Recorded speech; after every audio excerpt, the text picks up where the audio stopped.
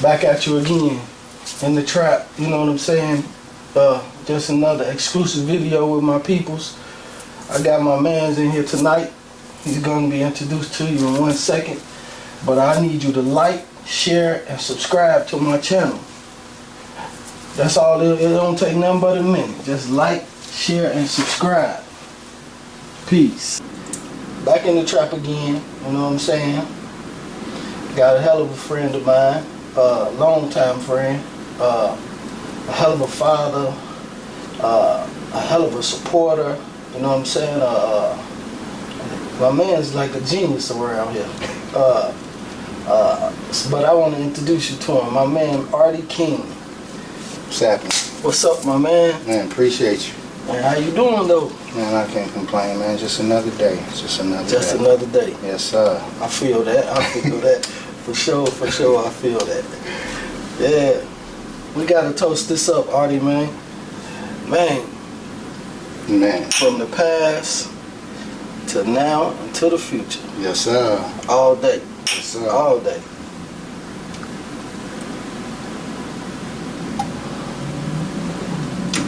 I got that in me.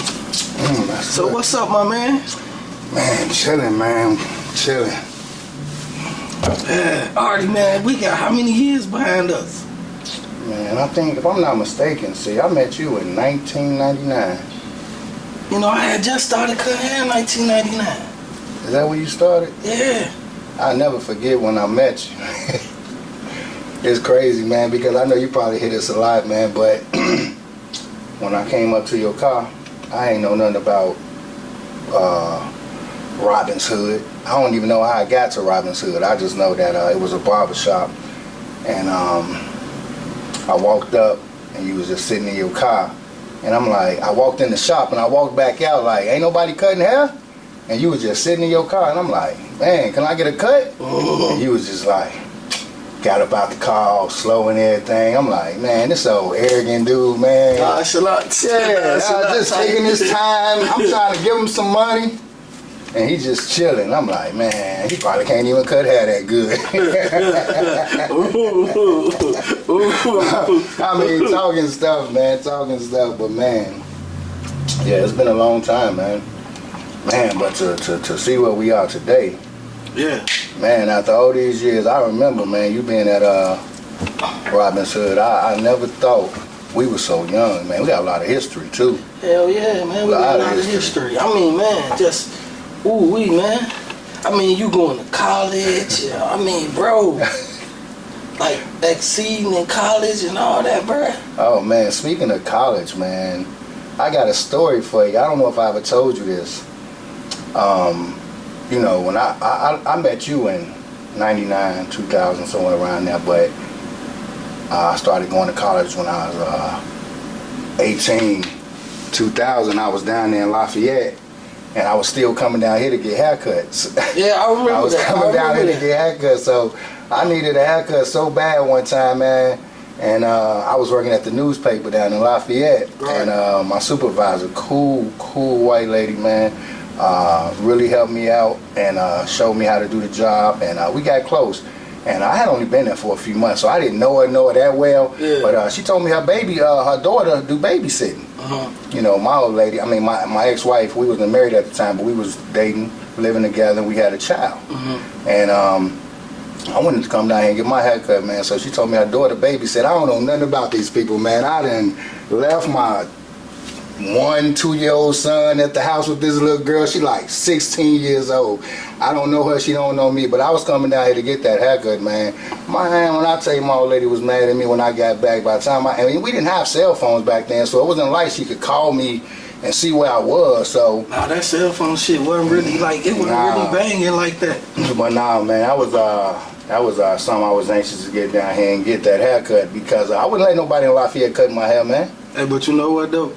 Boy, you ain't never motherfucking want to go without no haircut. Oh yeah. That boy already had to have that cut, man. It was had to have that cut. It was like a cut one week, a line in the next week, a cut the next week, a line in the next week. Boy, you had to have that cut though. Hey, that was for real though. You was like man, supporting me. Like, man, you supported me all these years, boy. Well, you know, it was really, man, you being available.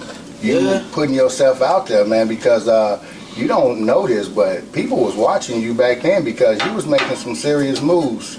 I think you was dang near competing with Lou as far as who was gonna get to the shop first. You know what I'm saying? Yeah, we used to how race. many hours y'all was gonna put in and things like that. Yeah, we used to race to the shop. Yeah, and I remember, man. I mean, like you said, I had to have my hair cut, and I had jobs where a lot of times I had to be there early. Mm-hmm. And I remember many days, man, trying to get in here 6, 7 o'clock in the morning, and I'd be dang.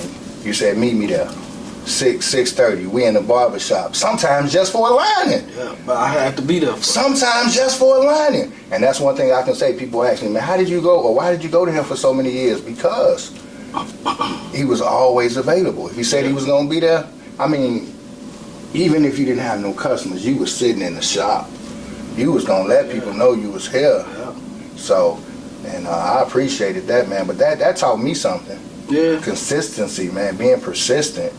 You know, not just giving up, not just running because it ain't moving as fast as you wanted to. I paid attention to that. Yeah, I learned that as a kid. Like, even when I was on the wrong side of the fence. You know what I'm saying? Yeah. I learned that you're not gonna make no money if you ain't consistent, and you're not gonna make no money if you ain't on time. That's it. Them the most two things you have to worry about in life with anything. That's it. Gotta be punctual. Yeah, because time is the one thing we can't get back, man. You know, you can make some more money, you can get a new ride, buy some new clothes, you can get a new woman. But you can't get that time. You can't get that time back. Once it's gone, it's gone. Yeah. And people pay big money for punctuality. Yeah, they do. You know, I think that's where a lot of the major tippers, you know what I'm saying, where they be like, yeah, I got you. Don't even worry about it. Just be there. Real talk. You know what I'm saying? Real talk. Yeah. Yeah. So yeah, and like I said, you just never know who's watching. But I was watching, paying attention because you know you see a lot of stuff in the hood, but it's unfortunate. But it's rare that you see people that's really on their stuff, being consistent, even when it seemed like it's not working out as fast as you want it to. I want you to tell me something though, man. Like, how was it like when you was going to college though? Like, because you know what I'm saying. Like, man, you was young and you was in college, bro, and you made it work. Like, you know what I'm saying. I just want you to answer that for me for the young people that, you know what I'm saying, might pay attention to my channel, man. Okay. Like, can you give them some advice about? Well, you know, the crazy thing about college, man, I didn't really decide I wanted to go to college until I was a senior in high school. My ex-wife, she was a senior and I was a junior, so she went off to college a year before I did. And so I started going down there to visit her at Purdue down in Lafayette. And I'm like, dang, this is cool. You ain't got no parents. You get to come and go as you please. Like, I ain't know nothing about college, man. Nobody in my immediate family had ever been to college, so I was just like, this is cool. Seemed fun. But the unfortunate thing was, when I decided I wanted to go to college, I didn't have the grades. Because I messed up my freshman and sophomore year, and I started taking things a little bit more serious around my junior year, but I had flunked, you know, freshman math, flunked a lot of classes my sophomore year. And the reason I started turning things around my junior year was because a young lady named Stephanie Anthony, I think was her last name, rest in peace, she passed away, but she was the sophomore class president, and she came to me and asked me, somebody had quit, the vice president, and she came and asked me, did I want to do it? And I was like, yeah, I don't got the grades for it, but I fill in, so it was a couple of months before school ended. So the next year, I started taking a little bit more serious my junior year, senior year. I never forget it, my senior year I got the best grades I ever got my final semester in school. And nobody knew this. Everybody thought I had better grades than what I had because I could fool people. But man, my best grades in high school was 3 B's and 3 C's, and that was my senior year. Yeah. That was the best grades I ever had, but it wasn't enough to make up for all the mistakes I had made earlier. So by the time I got ready to graduate, I had a 1.9. Didn't take the SATs, didn't take the ACTs, tried to take the ASVAB to go to the military, failed that. Right. So I was just like stuck. But thankfully I had a cool counselor named Mr. Myers, and he was willing to work with me. He saw the potential in me, and he told me about this junior college, Vincennes. And Vincennes was life-changing for me, because even though I graduated from high school with a 1.9, I went to college, man, everything turned around, because I met some cool people down there, and I started learning how to learn. Yeah. I started learning how to learn, because a cool dude named Jason Carney, he was a straight A student. He told me, he was helping me with some math one day, and he was like, Artie, you trying to hurry up and finish this so you can be done with the homework, but you're not taking the time to understand it. He said, the problems that you're messing up on, you need to do more of. The problems you don't understand that's most difficult for you, you need to practice them some more, because you're not understanding the formula. Mm-hmm. So once you understand the process and how you're supposed to do the equation, then you'll be able to understand it better when you see it on the test, and you'll get better grades. Mm-hmm. Light bulb, boom.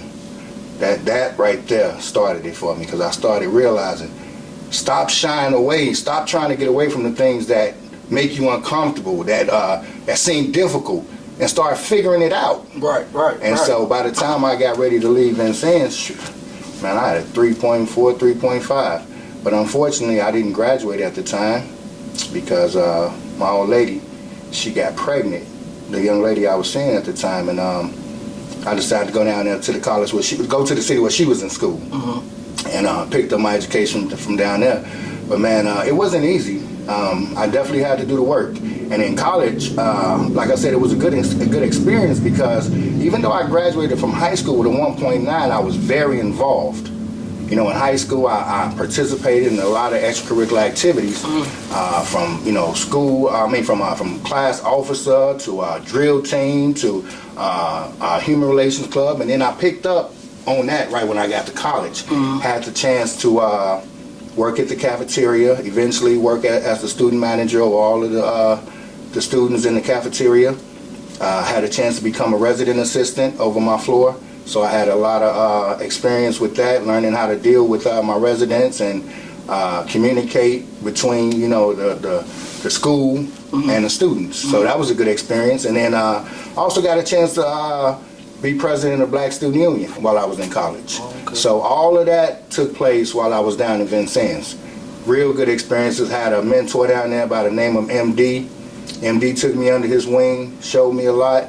So, but I was open, I was receptive. I came from the hood. I came from nothing. Welfare, roaches, mice. That was my experience coming up. So all I knew was that I wanted different. Right. I didn't know how to get it. I didn't know what it took. I was open. Hey, let me pause. I remember just one episode, boy, where I had to sit there and watch the mice play with the roaches, bruh. For real. I'm talking about, bruh, and sleeping on the floor. Yeah.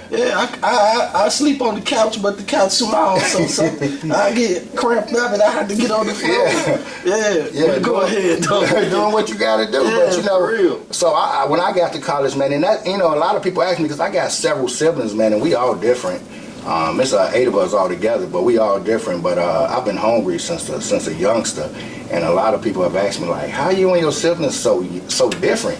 We ain't so different, to be honest with you. I was just more receptive to being open to listening to others. Are you the oldest? I'm the 3rd out of the 8.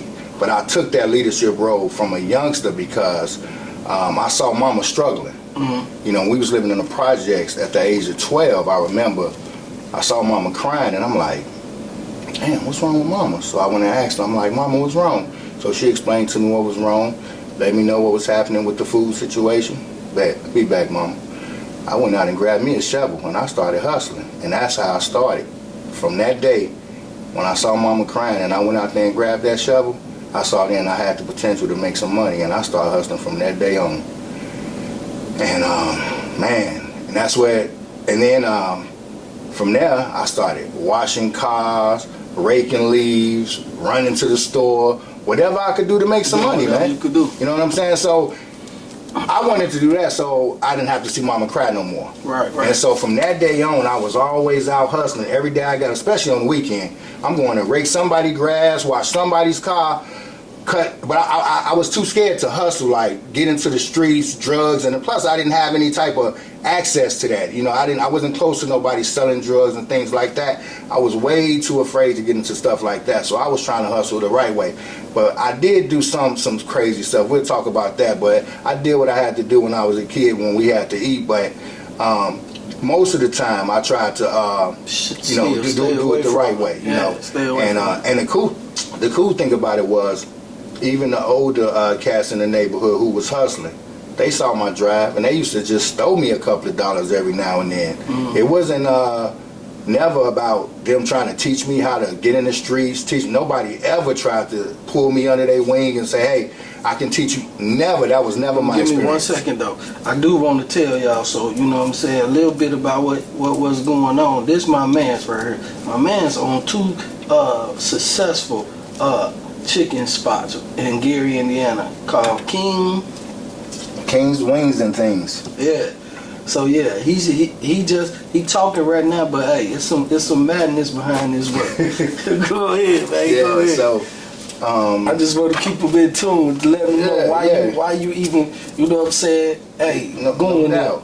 And you know, and like I said, just hustling and trying to find ways to look out for mom, man. You know, keeping her happy. And I remember at the age 15, man, I was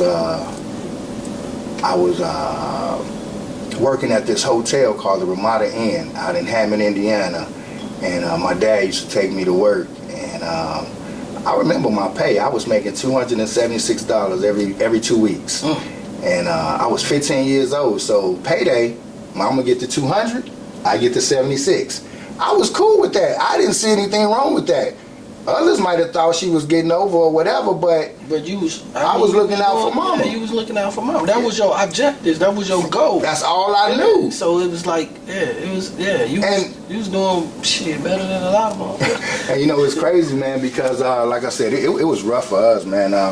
And one of the reasons I'm even sharing all of this stuff is because I want others to know that it's not about where you come from, but it's about what you're willing to do. It's about what you're willing to learn. You know, it's not about your current situation, your current circumstances, because that's temporary.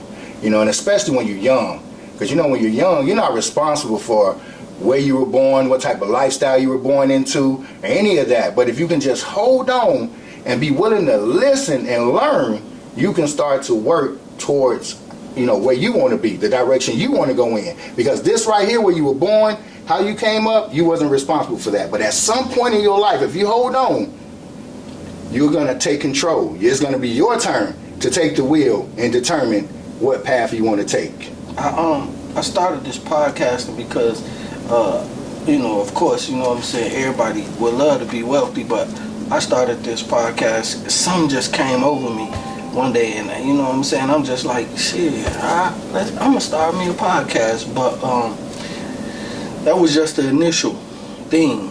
That's just the initial thought I had. But when I got to thinking of the effect that I could have on others that's coming up after me, because you could get caught up into the glamour, the fresh clothes, the everything jewelry, that come with it, and all that, and all of that don't mean nothing.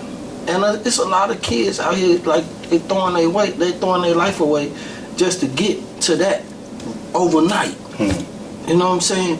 And it's not worth it. And I think a lot of that has to do with social media, them having too much access and not enough understanding. Yeah. When you think about seeing individuals with material things, even if you know a little bit about what they may have done, you don't know everything. You don't know all the specific details. That's exactly everything they had to go through. Yeah. But you see the bigger picture. So in your mind, you feel like you should have it too. And I don't think there's enough people talking about the work that takes place behind the scenes. All day. You know, the thoughts, the prayers, the crying, the wishing, the hoping, and not even, and even up to the some days wanting to give up. I mean, I just like really like the key word is I don't think they even pay attention to the work, man. The work that the work, and I don't think they and it's a lot of us out here that really like don't have nobody, but you still can't give up on yourself. That's it. You can't give up on yourself. That's it. And that right there is like one of the reasons why, you know what I'm saying? Cause hey, bro, you know me, nigga. I've been the lonely motherfucking bull in the pen. You feel me? Yeah. For a lonely bull in the pen, man, I gotta fend. I gotta do whatever for myself. Yeah, but see, you had a lot of people watching you, man. You didn't inspire a lot of people because behind the scenes, people don't know what you had to do to get to where you are, but people still know that you work it. Especially people like myself who I've had a chance to have many conversations with you over the years. And so I know that just your presence is inspiring to so many. Man. You know what I'm saying? And so that's what it's all about, because at the end of the day, once you got that building, got that car, got that necklace or whatever it is you was working for, you know what you're going to ask yourself?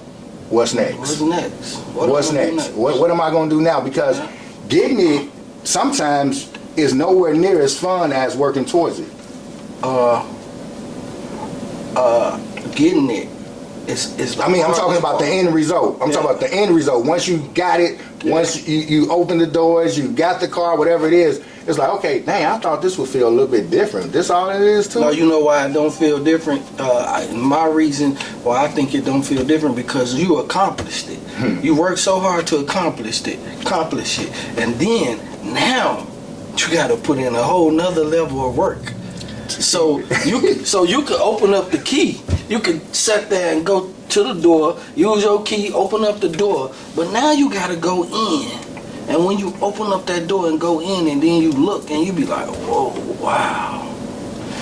Now, a whole nother level of responsibility is here.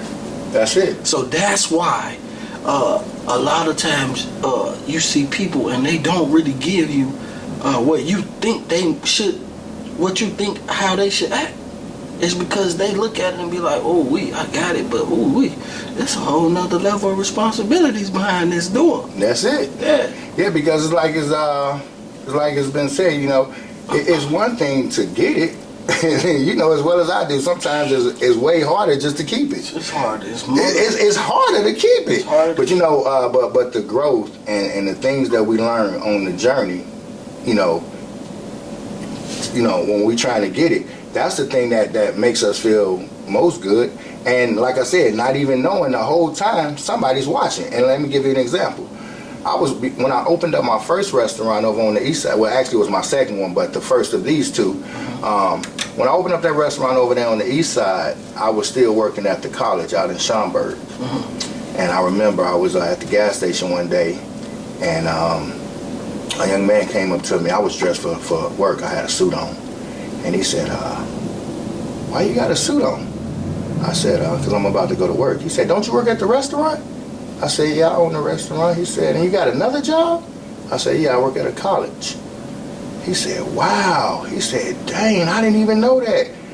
And that right there let me know. And I was early in the game. I probably had been in business at that time for about maybe 6 months. But even that early in the game, it taught me somebody's always watching. And a lot of times, you know, I wasn't really doing it because I knew somebody was watching. I was doing it because it was what I wanted to do, and it was the right thing to do, whatever it is, whatever it was. But by default, somebody's going to benefit because somebody's always watching. Somebody. So it's not always about the material things. It's about the impact you can have on those around you. I go through a lot of times, a lot of situations where some people, they always tell me like, man, I watch you, and I learn from you, but at the same time, like me, myself, I feel like I'm the most humblest person. Like, I don't even think a person like look at me in that way. You know what I'm saying? Because where I come from, man, it was so hard for me to come from it. So I'm still humble. Cause, bro, the lights could cut off at any day. Man. So I have to like stay humble and it's a thin line between being humble and being arrogant. I mean, man, it really is. Yeah. It really is. And I think one of the reasons you carry that humility the way that you do is because you know the work that you've done to get to where you are. Didn't nobody give you nothing. It didn't magically happen. You didn't even do it with the intention to outshine others. You was just doing what you wanted to do. I just did what I You was just being yourself. and tried to make myself happy in the same time. That's You know it. what I'm saying? So, man, so yeah, bro. You know, serious. And just to go back to something we was talking about earlier, I know I kind of went off on a tangent, but talking about that college experience, man, I wouldn't trade that for nothing. I mean, I had some of the best experiences. Like I said, being able to meet some of the people that I met, do some of the things I was able to do. Like, you think about it, 18 from the projects, no real educational background, but I'm in college. I'm one of the leaders on the college. And Watch this though. I don't mean to interrupt. go ahead. But I'm cutting hair at a loose shop, and then now I meet you, and you've been coming to me for like years now. Over 20 years. Yeah, but I only did 7 years at his shop, but you've been coming to me for years now. But when you sat in my chair, bro, like your conversation, your intellect, the way you talk, the way, I mean, bro, I've been here for 15 years. Okay. So we talking about 15 years back, then a whole nother 7 years. So yeah. So you get what I'm saying? We talking about, I'm speaking on your intellect then, bro. It's like when you used to come back from college and then come get your haircut, the conversations and stuff we used to have, I used to be like, this little nigga smart as fuck, man.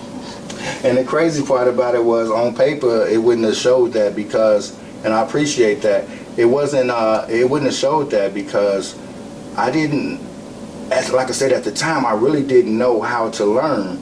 But getting down there to Vincennes, just them being so receptive to wanting to help me and show me things, and man, just you sitting in my chair talking and everything, bro. Like, bro, I had so much respect just from your conversations, your intellect, even the way you came in dressed, bro. It was like on a whole nother level. It's like, bro, you know how it was back then. I'm Sean John, saggy pants, Tommy Hilfiger, saggy pants. You know what I'm saying? But the way you come in, it's like, man, this is my college homeboy, man. Yeah. And when you come in, it's like, yeah, bro, yeah, my college homeboy here, yeah. And we talking, but the conversation is just so and so amazing just to me, because I'm soaking it in, the way you talk, everything, and it probably plays a part in how I talk today. I was speaking to somebody today, and they was we was watching the show, and the motherfucker say, you don't never know what you have in your brain, because your brain is like a sponge.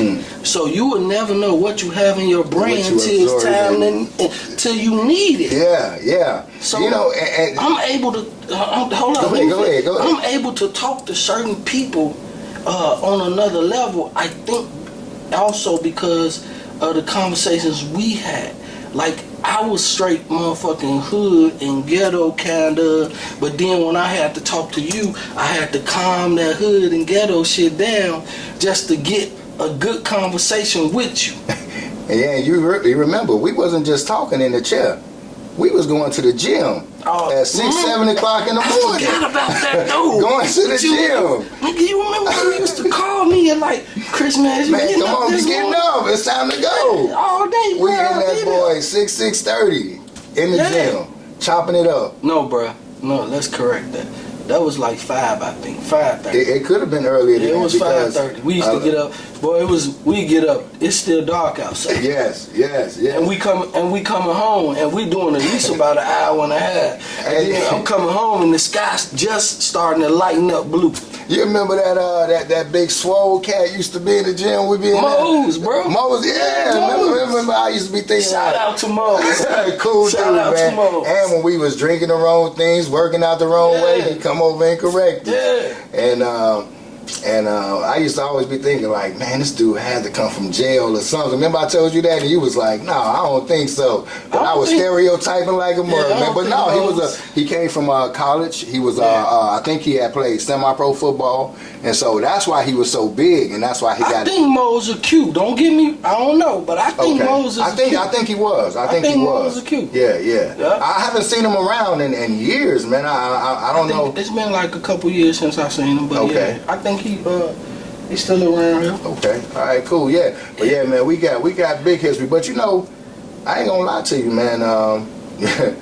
I got an older brother, but me and him, man, we got a great relationship. But I always felt like I was his older brother, to be honest with you. So when I met you, you was like the older brother I always wanted, you know. So because we was able to relate in so many ways, and you was able to share insights with me. And the crazy part about it was when we used to chop it up back then, it's crazy how similar our circumstances was with the women we was dealing with. Yeah.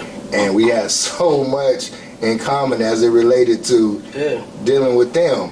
Women could be like,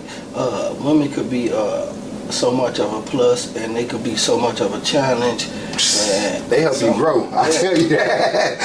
Hey, look, maybe that's the word I was looking for, but I ain't want to use it. Hey, look, I'm telling you, buddy. You either gonna grow or you gonna decay. Yeah, one of the two. One of the two, and I heard there's no in between. Yeah, and a lot of times people be thinking, oh, I get to it, but the whole time not realizing you pushing yourself further back because you ain't got to it. Yeah, I actually had a situation where a female told me, nigga, if I can't motherfucker have you, nigga, ain't nobody gonna have you.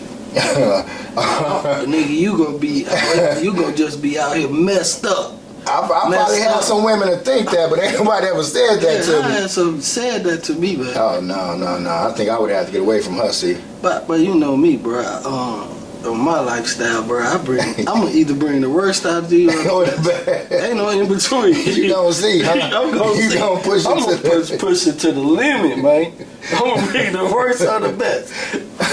Well, you know what, man, and that's how it is even with life. Talking about grinding. You know, people always talk about I'm grinding. You know, I don't even think some people know what that means. But I really think though that in life, life is a grind. In general, your whole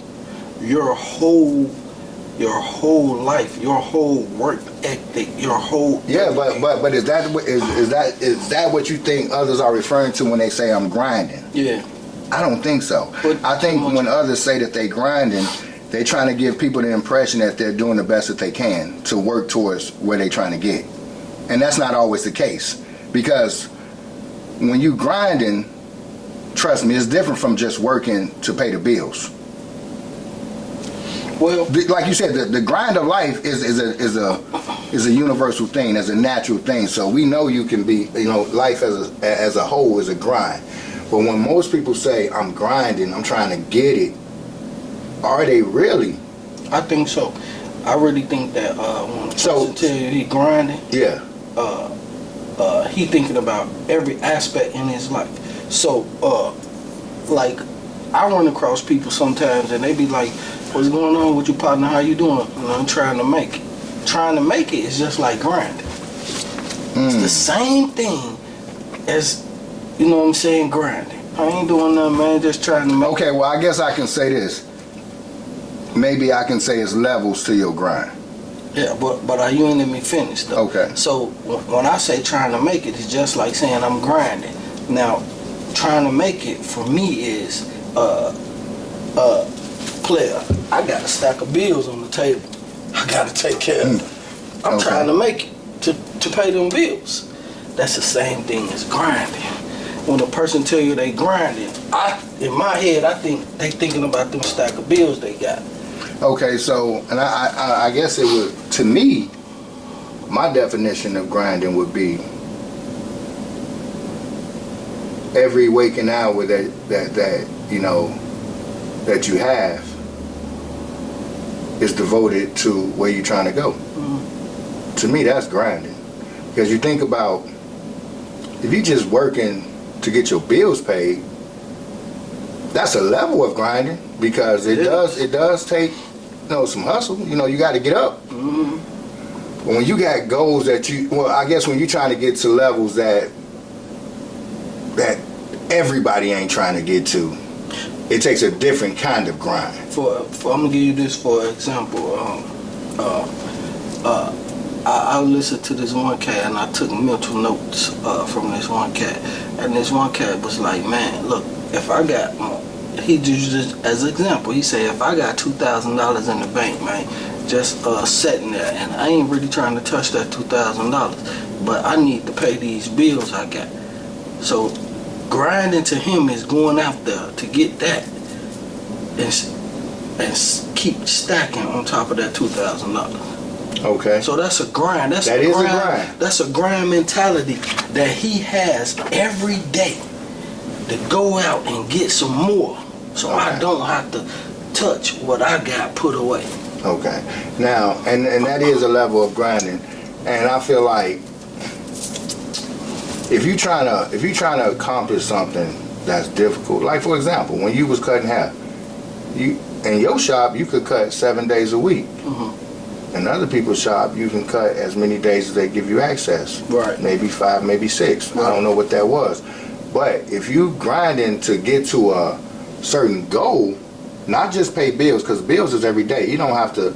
You're never gonna get rid of bills. Mm-hmm. Your mortgage, your car. Well, most of us pay cars off eventually. I want to make it to the point where I don't got nothing but one car, no mortgage. Yeah, that's it. But I mean, so we can't really get around bills. But when you start setting goals that can help change the lives of others, your children, your grandchildren, then it takes a different level of grind. Especially if you don't have the resources starting out. But I still think that's a level of grind. It is. Let me tell you, it is. I was just off of a conversation me and you had. A conversation me and you had, and then I thought further in life. Just nowadays, bro,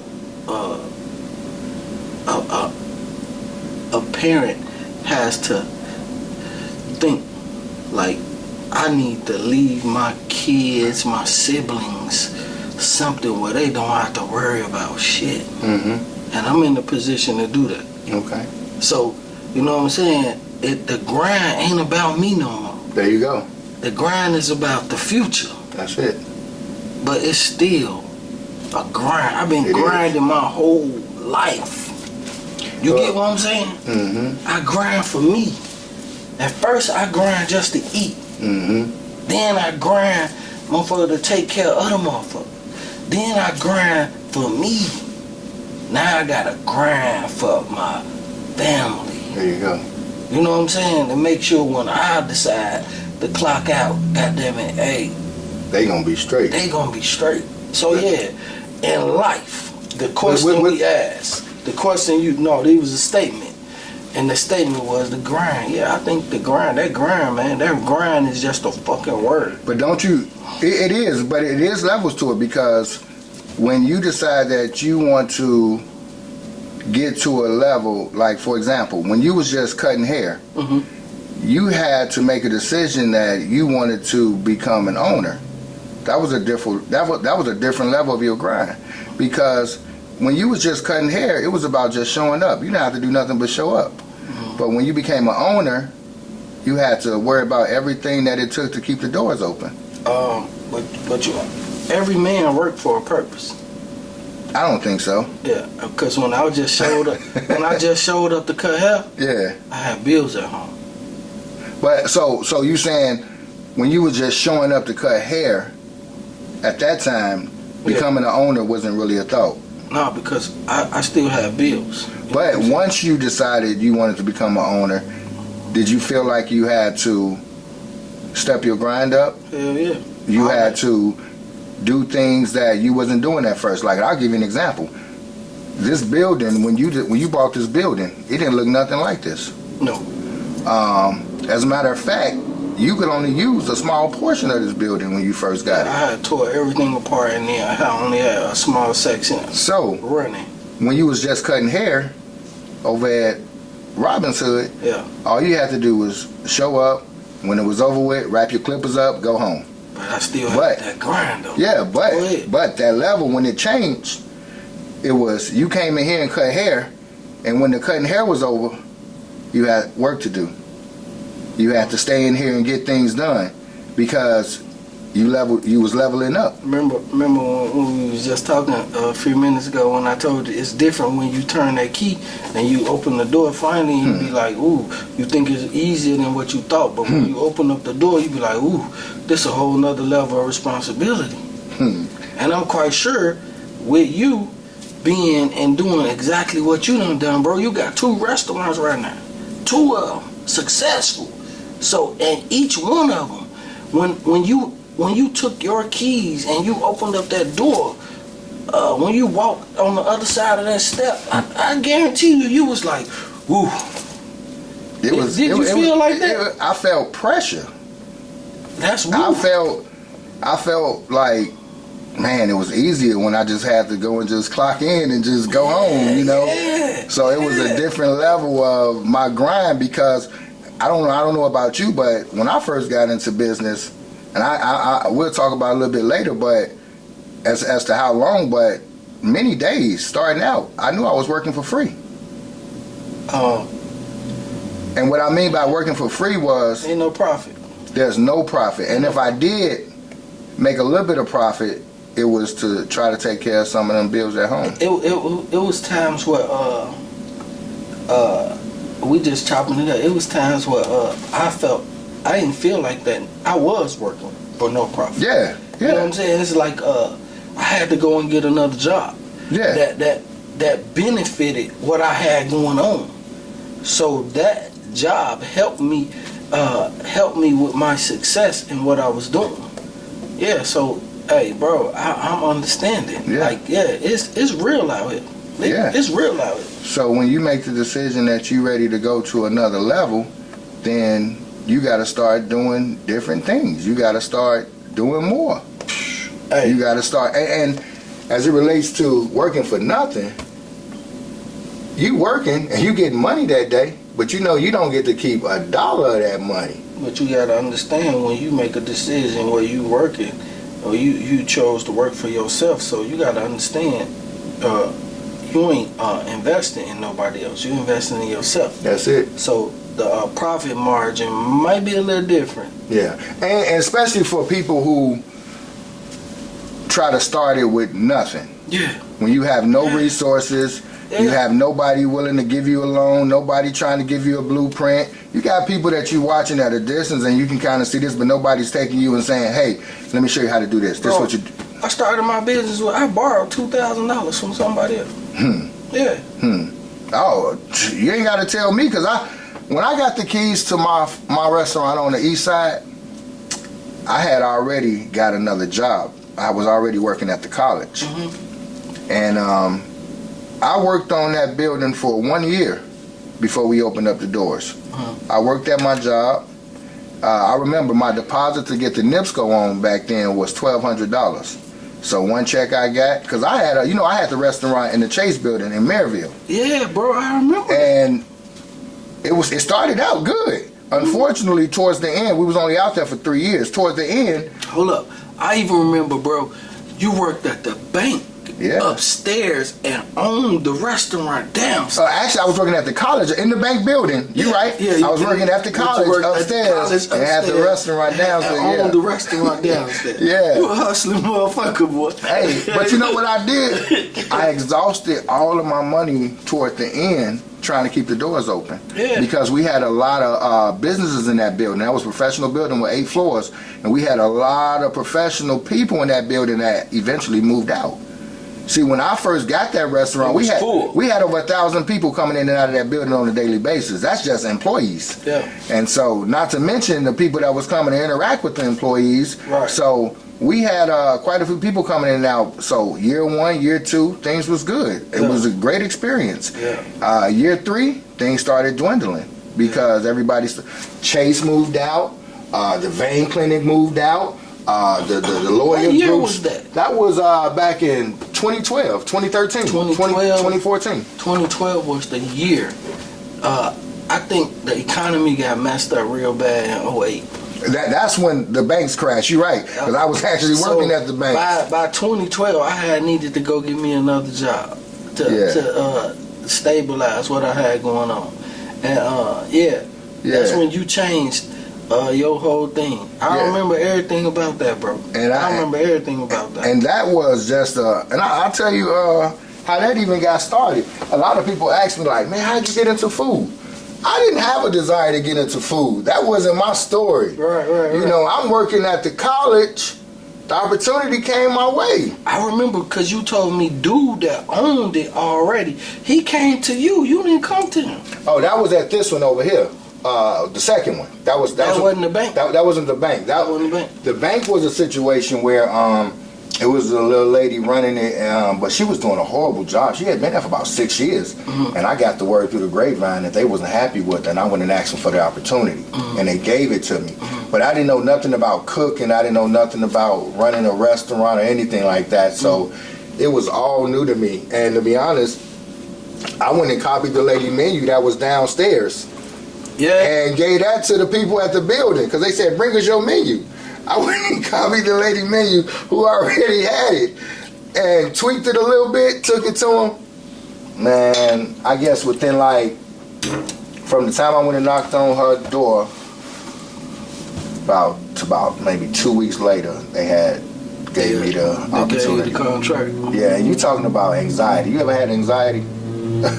I can't really explain how I really feel. What it feel like? It's just like you can't sleep. You're always nervous. Everything bothering you. You're always worrying about it. You're thinking about it. Yeah, I have anxiety. So basically, I'm when the lady told me yes, now I can't sleep at night. Yeah. I can't sleep from nervousness because I didn't have a clue as to what I was about to do. Because you just jumped into a situation. And now, like, whoa. Now here's the cool thing about that. When I took over that situation, I actually had a couple dollars put to the side. Then I had 401k, I had a couple stocks, and then I was married. So between my wife's income and my income and the money I was able to cash in on, we was able to take advantage of the opportunity. But by the time I got ready to take the opportunity on the east side, I didn't have no money. Right. I was broke. So now I'm back working for another college out in Schaumburg, and I'm working, and everybody calling me the overtime king, everything. I'm working from open to close. We're only supposed to work 8 hours. The job is open for. I got something I want to touch on for this 12. for a second though. Go ahead. Ain't that hood money the best money ever? I mean, you know, it's the best that I know because I haven't had a chance to experience anything else yet. Man, look, my whole being it come from the hood. It's come from the hood. Man, it's like, man, just the survival, man, in the hood, man. It just brings a whole. But at the same time, me and you both, we searching for so much greater. Yeah. But man, I can never turn my back on my hood, no. man. It's just like when I got ready to open up the Broadway location, I had a lot of people telling me like, man, you need to close the East Side location.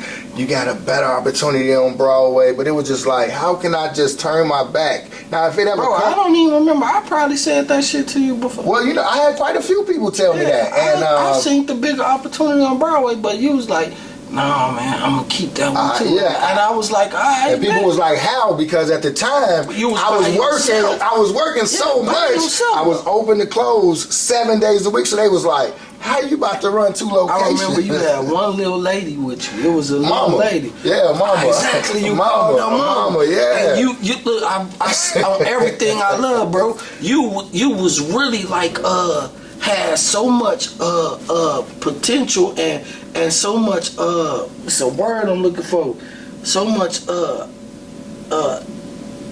just you needed her and she was gonna be there. That's all I'm saying. Like I depended on her and I respected her and I valued her. Yeah. And I still do to this day. That's why you call her mama. She out there in Texas. Now crazy thing about mama, you know, it's funny how God works because My mama died in 2008. Yeah. And that was hurtful because my mama was my best friend. She made me feel like I could do anything. Yeah. So to be able to move forward after I lost her, man, was a true blessing because I didn't think I was going to be able to make it, to be honest. But when I met mama, here's the crazy, I'll tell you a funny story about mama.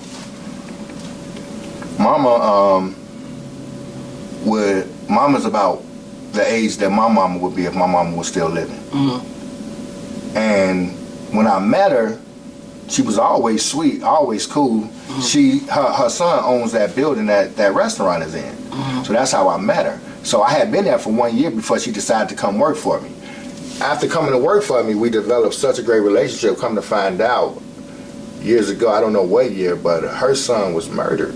Mm. And if her son was living, he would have been around my age. Now, she's got another son that lives in Texas, the one who owns the building. And like I said, she lost a son, I lost a mama. And when we met each other, it was like God put us together because she really took on the role of being my mama. Right. I mean, I'm not talking about just coming to work every day. I'm talking about to the point where I can call her in the middle of the night if I have to the point where when things got real tough and I got in some financial jams, even though she's working for me, guess what? She's helping me financially. Mm. I can call her, mama, NIPSCO about to get cut off. Can you help me? Mama, I got you. Guess what? Here you go, baby. I see how hard you working. She there with me. And the cool thing about mama, and I promise to God I'm not lying to you when I'm about to tell you, we was open from 11 to 8 or 9 at the time. Mama would work with me because things were so slow. She would work with me from 11 to 5 for $200 a week, 5 days a week. 11 to 5. That's what? 6 hours a day, 30 hours a week, hey, for $200. I'm gonna say this, hey bro, the math don't mean nothing. That was straight love. And guess what? Now here's the cool part. As I finish that story real quick, fast forward to year 5, because there's a lot that happened in between. Mm-hmm. But year 5 is the first year we got in the black, meaning now we're working for a profit. That's the first year that we was able to make money and not have to pay it out as fast as we was making it. Mm.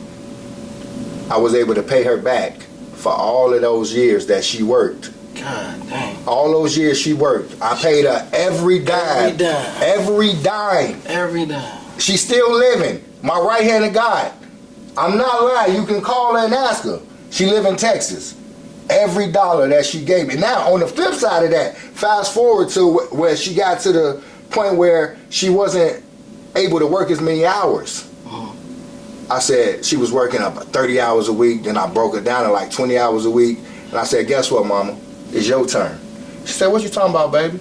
I said, guess what? I'm about to cut your hours because you're working too many hours, but I'm going to still keep paying you the same money for the 30 hours as if you was working the 30. Boy, that's some good things right there. So, most things are full circle. So she blessed me in the beginning. I was able to bless her. Advertise your spot. King's Wings and Things, man. 800 East 21st Avenue, 3709 Broadway. Oh, my man. Hey, for real. For real, yeah. Man. You know, and that's why, things like that, I feel like that's one of the reasons we blessed as an organization. You know, yeah. We've been on the East Side for almost 8 years, and we've been on Broadway for almost a year now. Come June, we've been at a year. And we're just getting started, man. Yeah. We're just getting started. We haven't even cracked we haven't even started. Well, we're just getting started, but we haven't even began to show people where we're about to go, man, because it's a process. The spot is beautiful. Thank you. I went in there the other day. That spot is beautiful. I went in there before, and you done changed things around. The spot is beautiful. Thank you, man. You know, it's we just trying to evolve a little bit. That's all. Yeah. You know, we trying to stay in our lane and you know, get what we have for us. I mean, get what's for us and keep moving forward. Because the thing about it is, and this is what I really love about my business, is that we've had the opportunity, the rare opportunity, to grow organically. Mm-hmm. And what I mean by that is, we've been able to grow at a steady pace without a bunch of hype, without a bunch of hoopla. We haven't had a lot of advertisement. We haven't been on a lot of radio stations. We haven't been got a lot of reviews from big food critics or anything like that. So we've been really doing it, the old school way, really giving quality food, trying to give quality customer service, trying to grow our business through word of mouth, and and we do a little advertising, but nothing on a large scale. And the reason I like that is because it's giving us a chance to grow and learn and develop as more people find out about us. Because while we was over there on the east side for 7 years, it was still so many people in the city that didn't even know we existed. But that make a whole lot of sense that you say that. It gives you an opportunity to grow at a slow pace, because you get to learn. You know what I'm saying? You get to learn your rights, your wrongs, your ups and your downs. That's it. Before you get to a level where everything is moving too fast and you don't have a chance to make them adjustments, And I've seen that happen. I've seen that happen to a couple of restaurants since I've been in business, where they've had what it took as far as what it takes to get people to show up. Right. But when they show up, you have to meet their expectations. And I'll be honest with you, if I get too many people to show up at one time and our system isn't ready for that, then that can hurt us more than help us. It does. Because when people show up, it's like when you paying your money, you have an expectation. Yeah. They don't care about, it's only 2 of y'all back there. They don't care about how many orders you got. They care about the fact that I'm paying my money, so I want what I'm paying for. And I'm here and I want what I want and I'm ready to go. That's it. So yeah, I appreciate the grind and the process, because it's allowed us, and because you think about it, my background is banking, counseling for colleges, retail management. I didn't know anything about food. I knew about managing. Man, you killing it though. Man, I mean, it didn't come easy. Yeah, I remember when we first started on the east side, I told the man over there, we was just sitting, because it was so slow in the beginning, we sitting over in the tire shop, which is next to the restaurant.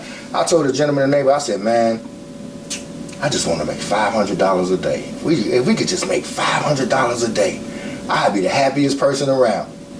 He said, man, y'all ain't gonna never make $500 a day over there. He said that, bro? I said, okay. $500 a day ain't shit. Come on, man. And so I remember that. But when we started out, funny thing about $500 a day, I opened up my business in 2016 on the east side. In August, September, October, I had a 3-month leave from my job at the college. By the time I got ready to go to work, by the time I got ready to go back to work, I had hired a staff. This is just me being naive, not knowing what I know today. I had only been open for 3 months. No system, no process, no nothing. Just grinding, just in there throwing stuff together, hoping that it work out. And I'm thinking that I could put a staff in there that's gonna do the same thing. Went back to work at the college, left there making about $600-700 a day. Things got so bad within 3 months of me being open. We went from making almost $600 a day to less than $100 a day. Why you think that happened though? Because I put a bunch of inexperienced people in there who it wasn't their dream. It wasn't. They don't have no. It wasn't. And the crazy, it wasn't their dream. But forget the fact that it wasn't their dream. I didn't even have a system in place for them to follow. It'd be different if I had a system where I could say, hey, my man, follow this, and this is how you can do this to make. Look, a lot of people, they could blame people for certain situations, but if you don't give them a system on what to do, they flying blind. Yeah. And so when things start going backwards, how can you really be mad? You didn't give them anything. Yep. You didn't give them no direction. You had no system in place. But that was my inexperience to the business, because in the Chase building, we had like quick grab foods. We sold tacos, pre-cooked wings, loaded fries, nachos, things like that, real simple things. And we tried to bring that same menu to the outside world, because in the Chase building, we count on the people in the building. When we come to the outside world, we count on the community. Well, we have to find out what the community want, what the community like. All day. We didn't know.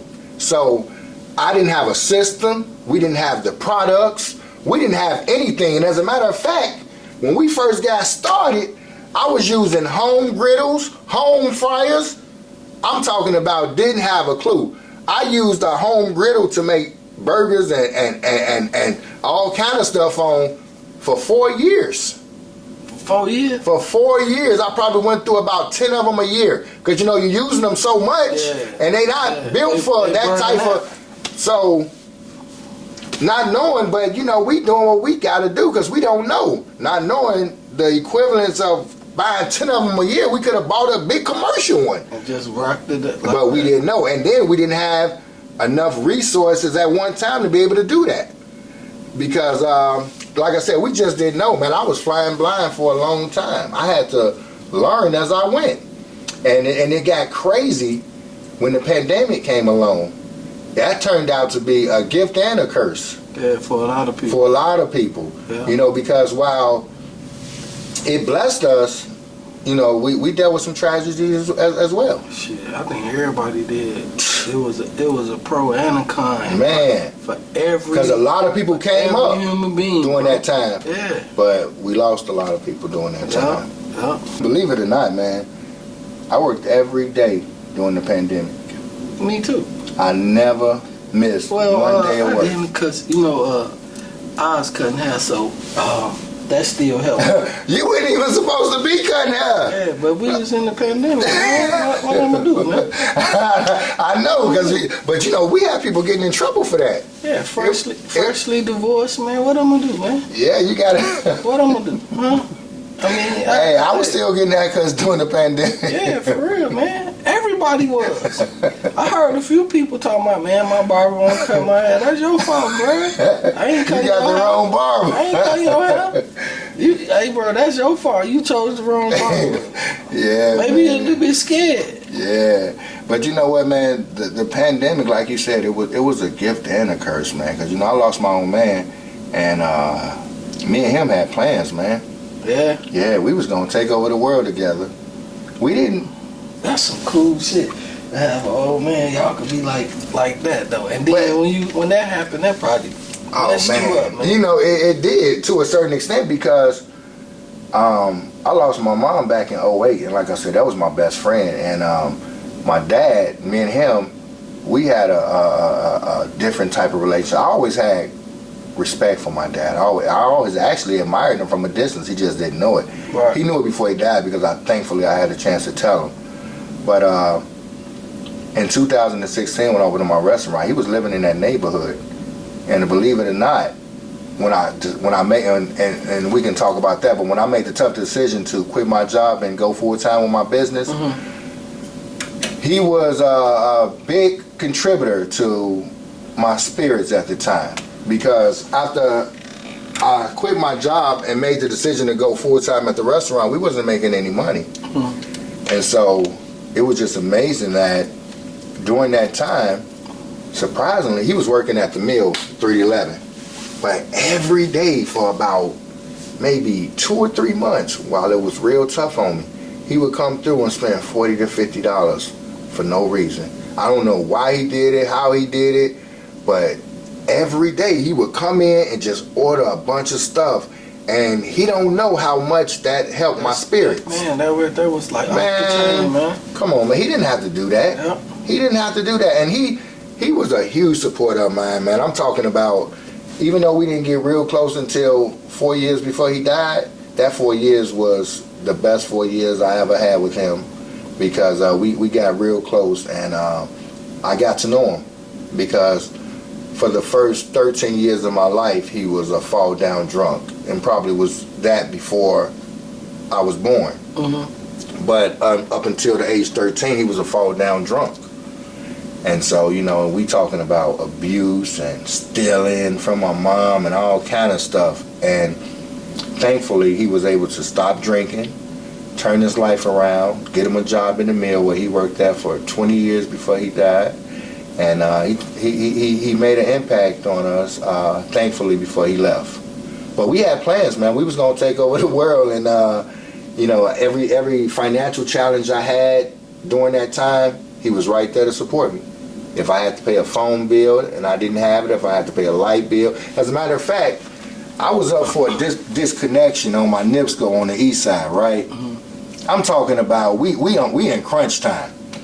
My NIPSCO bill was $3,500. God dang. This is how much I done let this bill go. Because we wasn't making the money. Right. Between mama, the old lady mama, you know, my dad, her son, and my best friend Corey, who owns the building that my second restaurant is in. And if I'm not mistaken, I don't want to miss anybody. I even think my oldest sister gave me a couple of dollars. But between those individuals, that's how I was able to keep my NIPSCO on. They came together and gave me that money that I needed to keep that power on. And I think part of the reason they was willing to do that for me was because they saw how hard I was working. Man, they seen your vision, bro. They seen your vision, and they seen how hard you believed in it. So a lot of times when people see how hard you believe in something, and then if they really love you, they believe in your vision. You know That's what I'm it. saying? And then when they see, like, forget talking about it, like, they are witnessing. This man is working from open to close. And see, this is the thing. What people don't realize, it's like you could have a vision and everything, but if you not dropping your every bit of your soul into what you're believing in, come on, man, ain't nobody else gonna believe. Come on, man. So they probably seen you just dropping every bit of you into this. So, man, and they love you, man. They wasn't gonna give up on you. Oh, man. Well, let's talk about that. I got a funny story for you. Come on. You're the first person I ever told this story to in its entirety. I've kind of hit on points of it to others, but I'm about to tell you the whole story. This is what happened. Over here on the east side, I was hurting when I first got into business. I was hurting so bad. The guy who owned the business, who owned that building, he did everything that he could to work with me. Even up to the point where he was like giving me 2 months free just to try to keep me afloat. So then it would be times where I would get behind, he'd be like, you know, just give me a portion of it. Like he was really working with me. Golly, boy. I'm talking about, man, he was working with me. Boy, this was your blessing. For who you telling? It boiled down to a situation, man, where I was getting behind so bad on my rent every month, and at this point I was probably about 3 years in. But I was just struggling, man. It was like I was robbing Peter to pay Paul. I couldn't get ahead for nothing. And he came to me, he said, Artie, I got a proposition for you. He said, I'm gonna be in town this weekend. We gonna talk. Bet. Me, him, and Mama. We sit in the lobby. Area? Yeah, in the lobby area on the east side. He said, he told me what his proposition was. He said, Artie, here's the proposition. He said, you either let me take over the finances of your business for the next 6 months. No, I think it was either 6 months or a year or something like that. I don't remember what it was. But we was just about to go into like New Year's Eve, Christmas time, and I kind of knew what to expect around that time because that's our season. Christmas Eve, football season, that's our season. So he came to me, he like, you either let me take over your finances and you're gonna get a salary of $500 a week, and I'll pay the bills and I'll pay the rest of your staff, but I'm taking over the business for the next 6 months or a year, whatever the time frame was. Or he said, well, you got option 2. I said, what's that? He said, and this was around October, September, something like that. He was like, you work for the next 2 months, don't give me any rent, but you be out by December. It was something like that. He was like, but you be out of here by December. And I was like, what? I was like, I don't want you to be involved with my business, number one, and I don't plan on being out of here by December. He was like, well, those are your only options.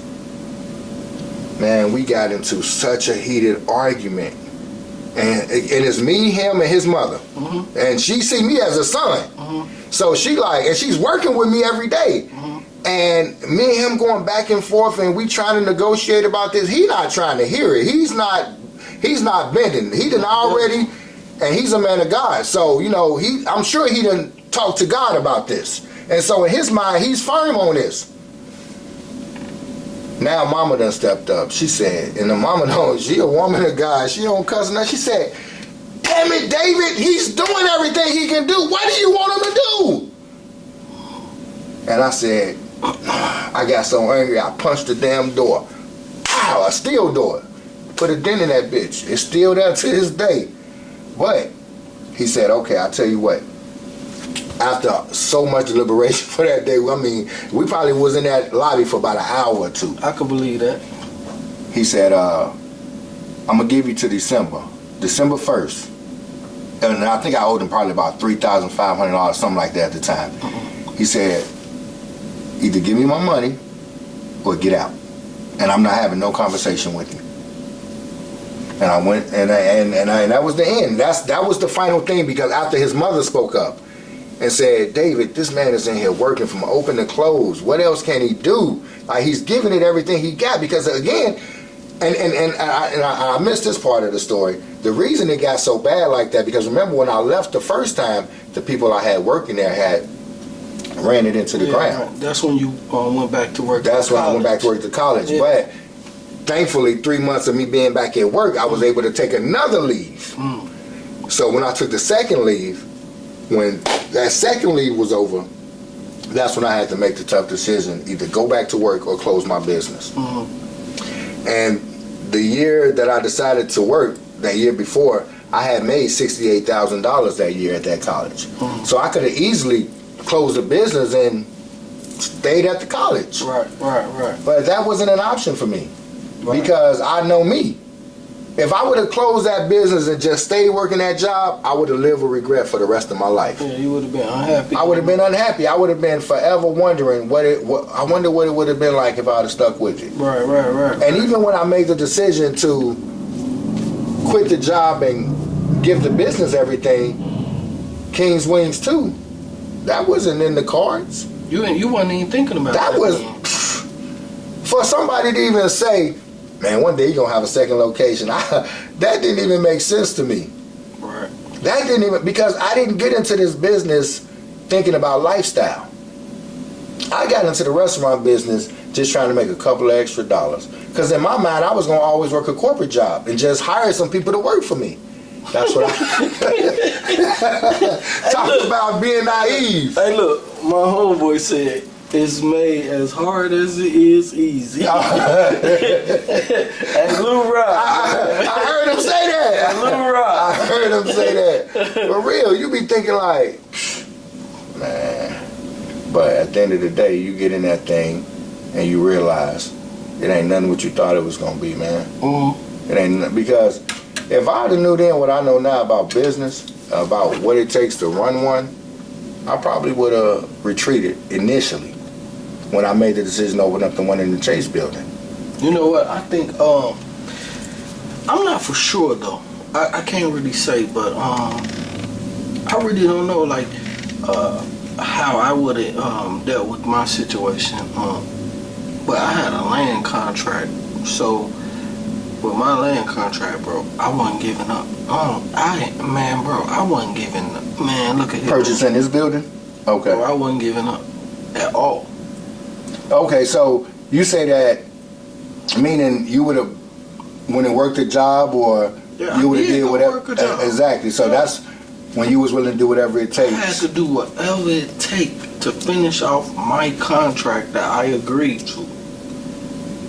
And that's something that you got to understand about life. When you agree to something, man, finish that shit.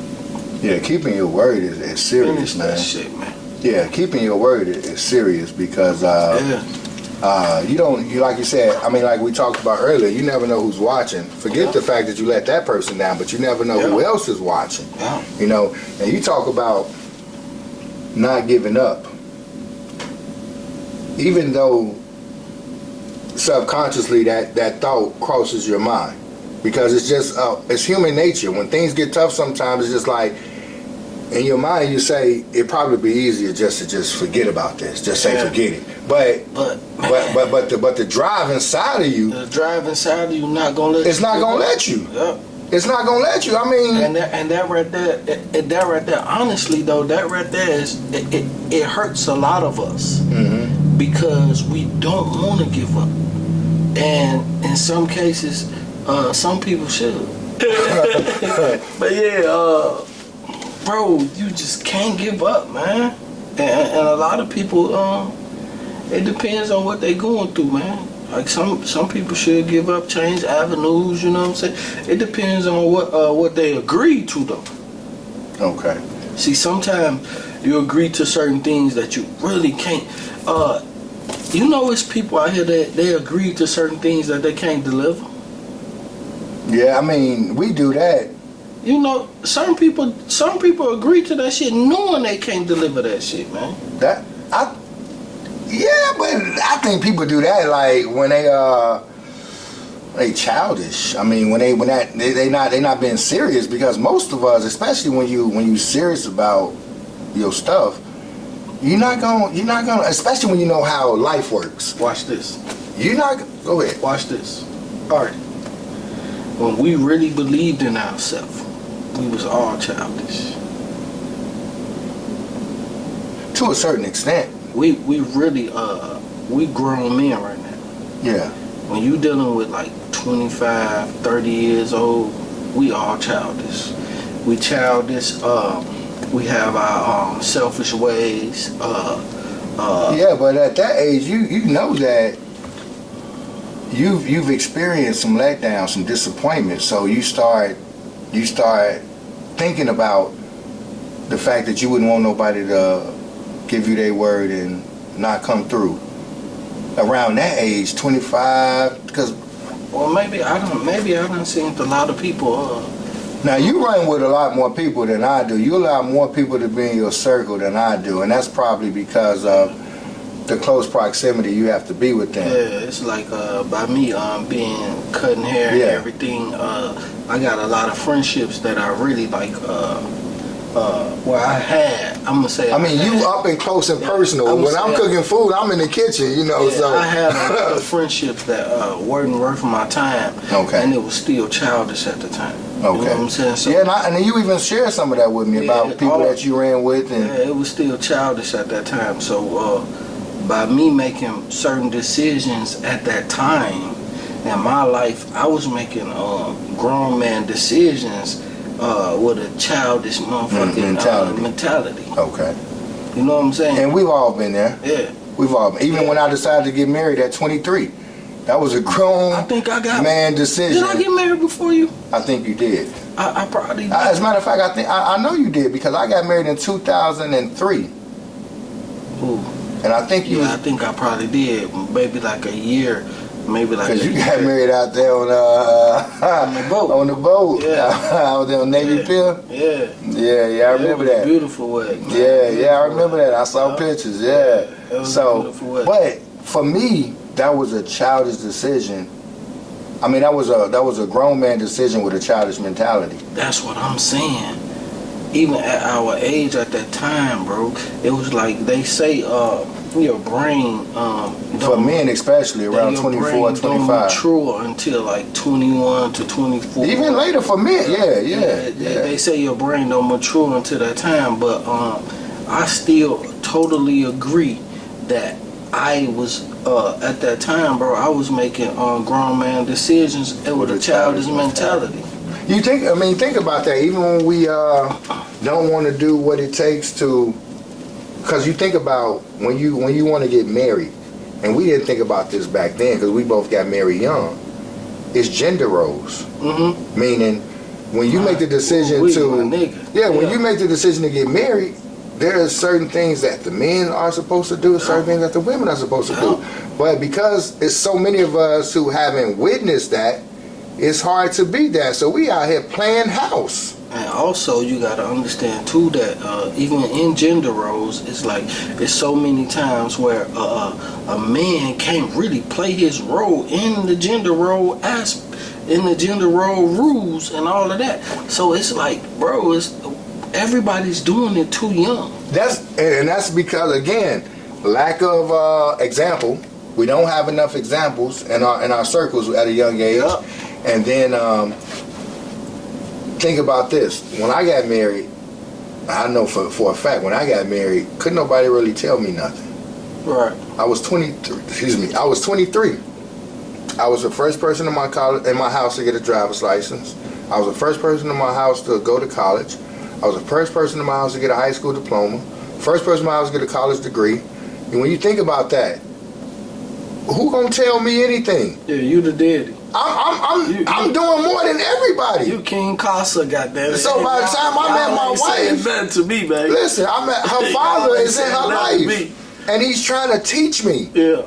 And I'm giving them pushback. I'm being receptive to a certain extent, but for the most part, I'm my own man. How you gonna tell me anything? Yeah. But if we had from a young age, and I'm gonna switch on you in a little bit, but think about this. We need that influence from a young age, but you know what's crazy? A lot of people don't even think about this. Hey, you know, life is a journey. All day. Life is a journey, and I'm just appreciative. You know, it's hard for me to feel sorry for myself or wonder why I have to go through what I have to go through or overcome what I have to overcome. Because, you know, one thing I learned is life happens to everybody. Mm-hmm. You know, we all got our own set of circumstances that we have to endure, but life happens to everybody. You know, when I made the decision to open up a restaurant, nobody forced me to do that. Right. I made that decision. I decided I wanted to go to another level.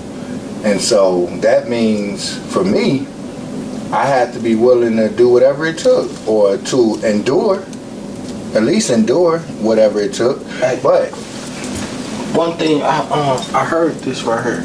Elevation also calls for uncomfortable situations. that's it. I mean, think about it. If getting to the next level was comfortable or easy, nobody would do it. no, everybody would be doing it. Well, you're right. If it was comfortable and easy, everybody would be doing it. Yeah. But because it makes you feel uncomfortable, and because you have moments where you feel like don't nobody want to deal with ain't that, nobody man. trying to listen, see, you know as well as I do. Let's just be honest. When you first decided to open up your own barbershop, in the beginning days, you probably felt Nigga like got me unfocused, but we don't get back focused. Come on now. but you probably felt like it was easier to just go work for somebody than to run your own business. Yeah. I'm still making mistakes.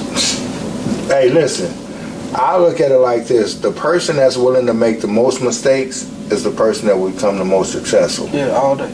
Because you can't get through life, bro. You need to trying to play it safe. Camera for the youth, man. The person that's willing to make the most mistakes is the person that most likely will become the most successful. Because that's some real shit. you have to be willing to make the mistakes in order to figure it out. Understand, your ass ain't perfect. Nobody is. Yep, but hold on though. Nobody's perfect, but you have to understand that you not perfect. And this is what I had to. This is what I had to realize later in life, because when I first got into business, I'm gonna be honest with you. You know, you hear people say this all the time.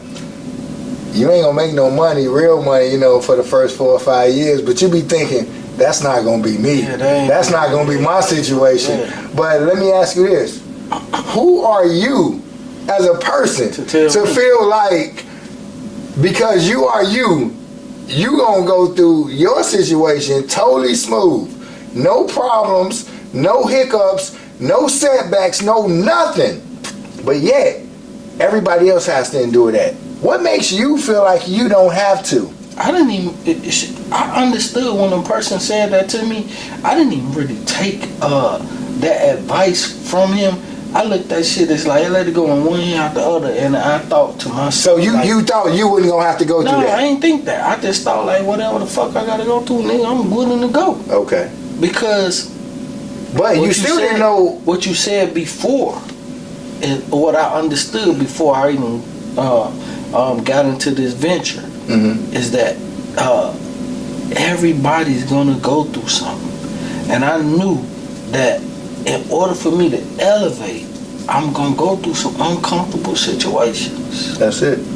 So, now I didn't consider that anytime starting out. Elevation causes separation.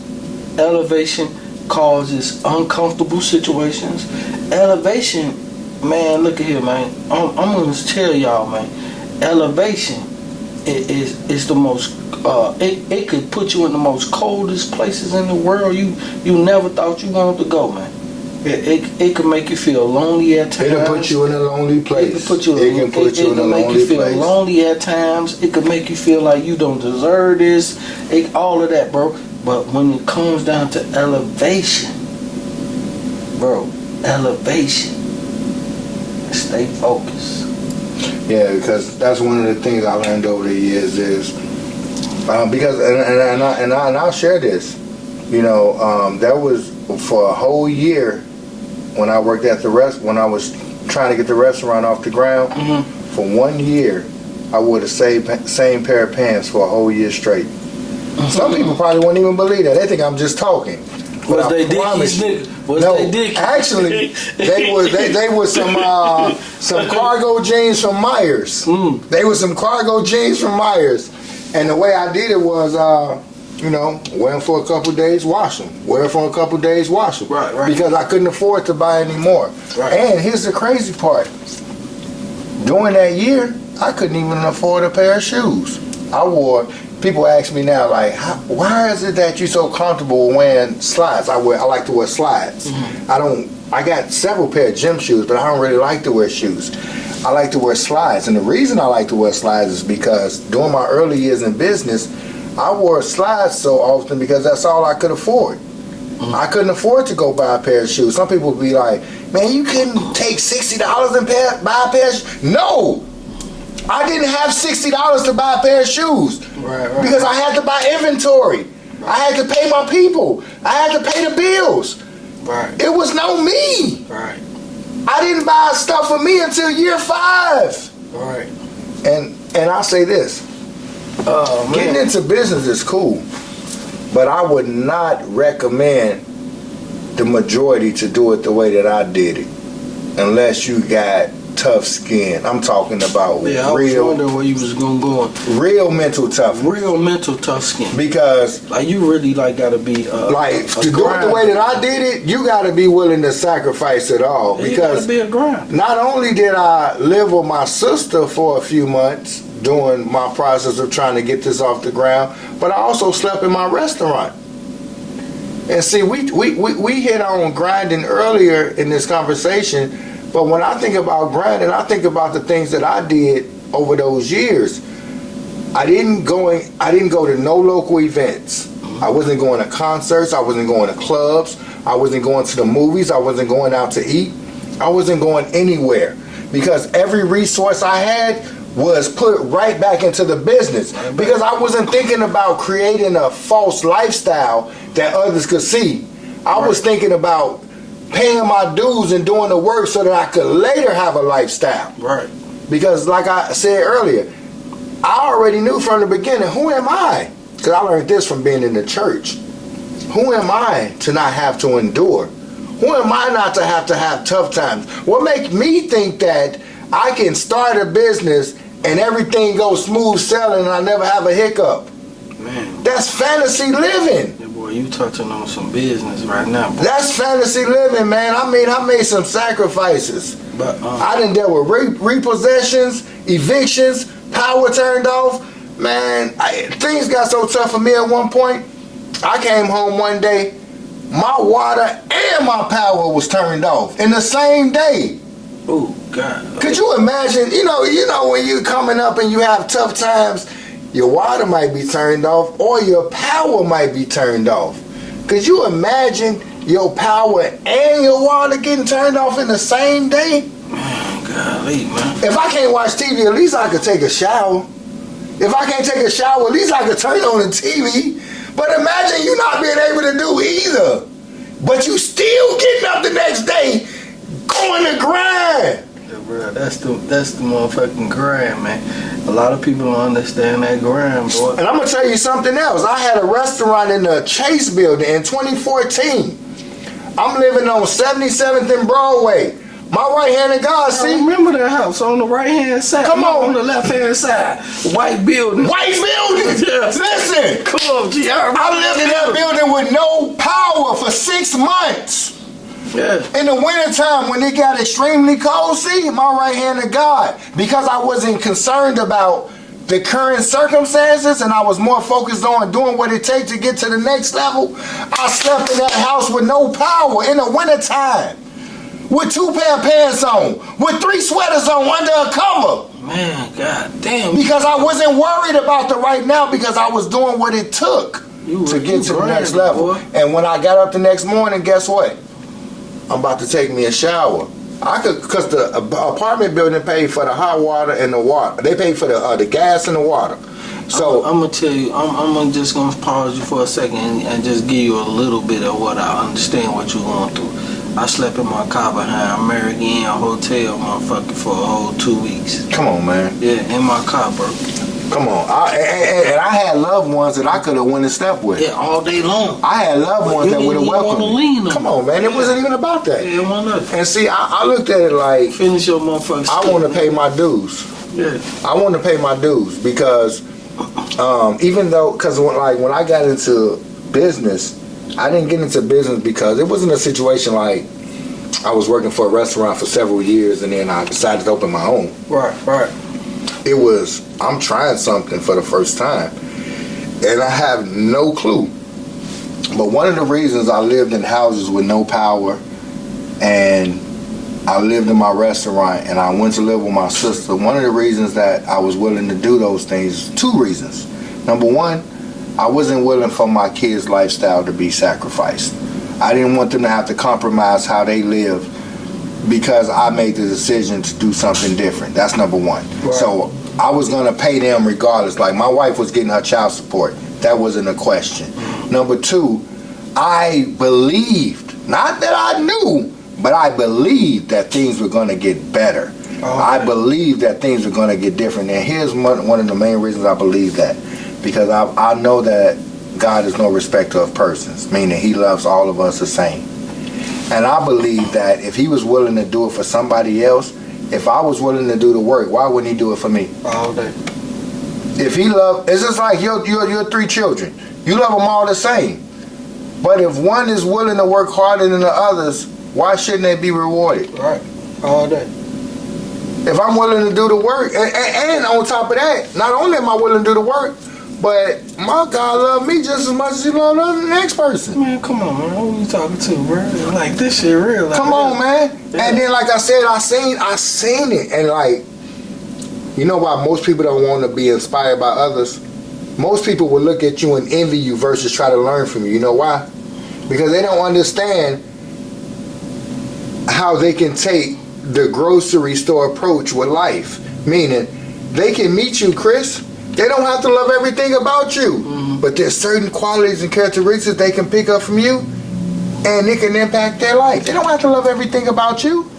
If I gotta be honest, if I would have taken the time to try to understand more at a younger age, then it wouldn't take me so long to apply it. But the resistance was in, I didn't want to believe that I needed to listen to someone else. Yeah. You know what I'm saying? Yeah. And I believe that most of us don't have immediate influences in the hood. Can I get you to do one favor for me? What's that? You said something. I just speak to the camera and say that you got to listen to somebody. If it's not positive, don't listen. But if it's positive, listen. Well, and I know what you're speaking on is what I talked about earlier in this conversation about the difference between me and my siblings. Not that I'm better than them. I think, they just as good as I am. We all the same. But the difference is I was willing to listen. Yeah, you gotta listen. You gotta be willing to listen. You know, and it's crazy because I owned a business while working a job, but guess what? I played different roles. Yeah. When I worked at the job, my role was to listen and try to learn and do what they needed me to do. At the business, I'm the leader. I'm giving direction. I'm the person setting the tone for the entire organization. Like our youth now, some of our youth now have really a big problem with listening. And even when I was coming up, I still wanted to be the big boss. But that's because we don't realize initially, in order to be a good leader, you have to first be a good student. See, that's the thing. You tapped on it. So even like when I as an independent person, you know, and cutting hair and shit, that's independent. Mm-hmm. But even with me getting my own shop, I had to deal with the point where it was like the Lord humbled me and made me go work for corporate America. I had to go work for corporate America. But you see what? But to maintain my stability. But that was a part of life that the Lord humbled me. You know what I'm saying? But it wasn't an accident because he knew when he gave you the opportunity to own your shop, he knew that you would be willing to do the work that it would take in order to keep it. Bro, one thing about life though is like see, we're gonna go spiritual right quick. The Lord has a plan. Your plan was made even before you was born. When you was first conceived, before you was conceived, the Lord knew that your mama and daddy was about to do what they do. So now you conceived. But your plan and your life was already set. Your arrogance and your stupidity is what causes you to end your life soon. And allowing yourself to be influenced by peer pressure. That right there is your arrogance and your stupidity. But it's causes not. But, you to end your life soon, end your purpose. But don't you think that came from just being naive, just not knowing? For most of us, I just think it proceeds from when you was born. It's like when you was born, your parents, your upbringing. Like some of us was raised in fucked up situations. Yeah. Well, we didn't have nobody, no leaders, no nothing. But at the same time, we had choices too. Oh, I'm glad you said that. I asked the man yesterday. You know what's going on with P. Diddy, right? Yeah. I asked him, I said, why would God allow this man to become damn near a billionaire before he started, being broken down? Mm-hmm. And that's when I learned the difference between grace and mercy. Break it down. In the Bible it says, my mercy will endure forever, but my grace is sufficient.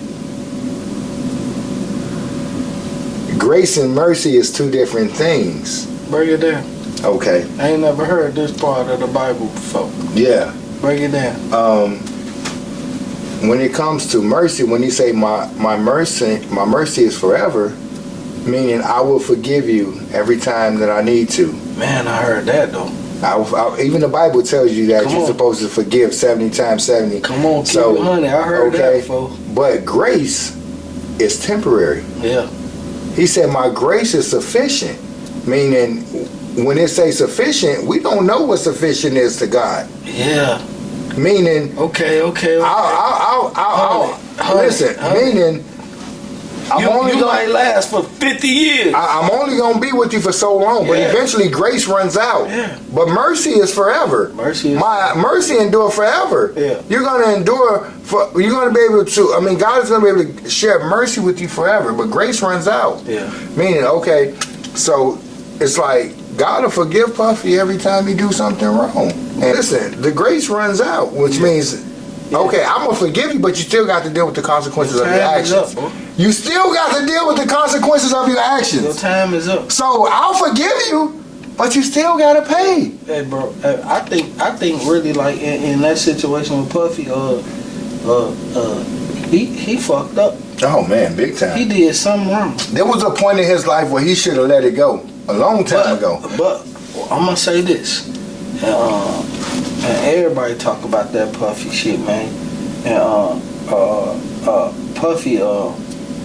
Puffy knew better. His grace done ran out. No. When I say Puffy knew better, he knew better. But Puffy, he thought he was untouchable. That's what I'm saying. He didn't realize that he had grace. He got so powerful. He confused grace with mercy.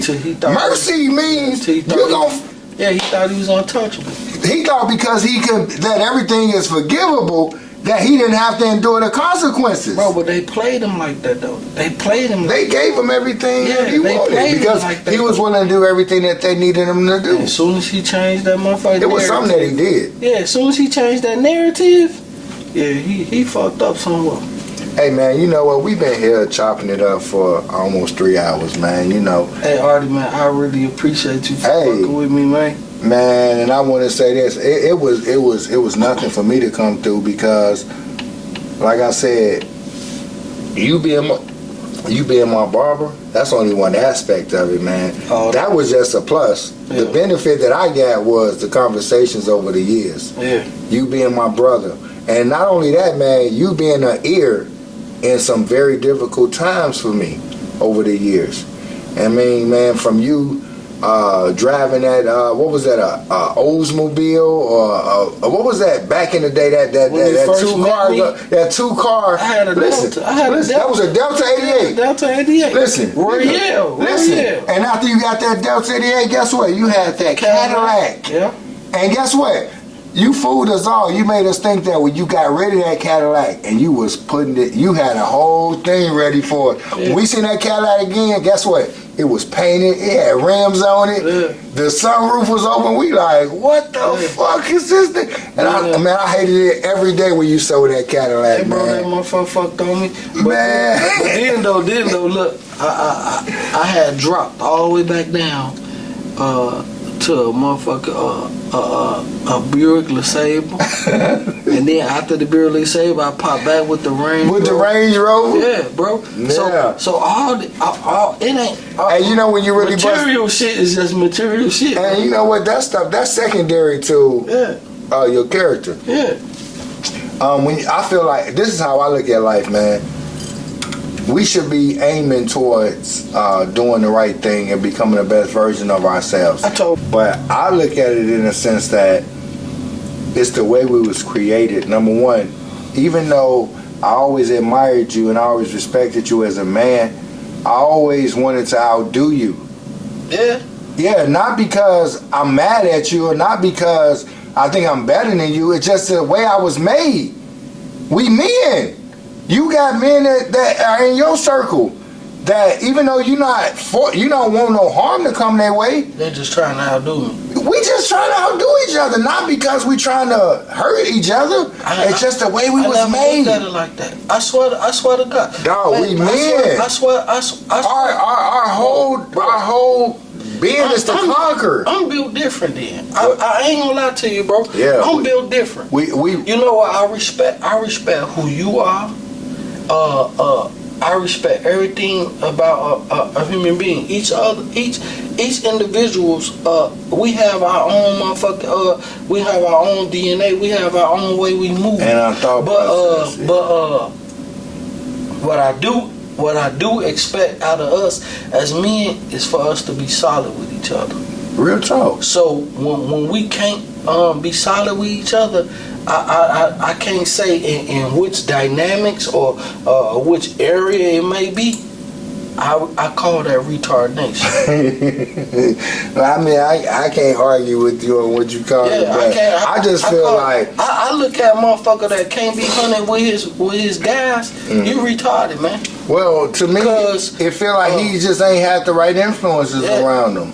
Yeah, bro. I could deal with that, but when you faced with it though, and you don't really accept it. Well, I mean, and that's true too, because think about this: how many people have you came in contact with that didn't benefit from your presence? Yeah. And when you, again, I'm say this again. It's when you face with it, bro. Like I'm just normal, real ass nigga, bro. Yeah. I ain't trying to cut behind your back. I'm not stabbing you in your back. And you know what? But that's one of the things that made me gravitate towards you from a young age. I never got the impression that you was grimy or cutthroat or vindictive or envious or hating on the next man. I never got that from you, see. I always felt like you was just being you. Bro, I'm gonna learn from every motherfucker that's around me. I don't give a fuck if you a motherfucker a drug addict or bum. A drug addict, or if you a motherfucker that graduated from Harvard, bro. Mm-hmm. I'm gonna take what I need from you and elevate from that. But honestly though, I'm gonna say this again. If a motherfucker not like that, you got some form of retardation in you, bro.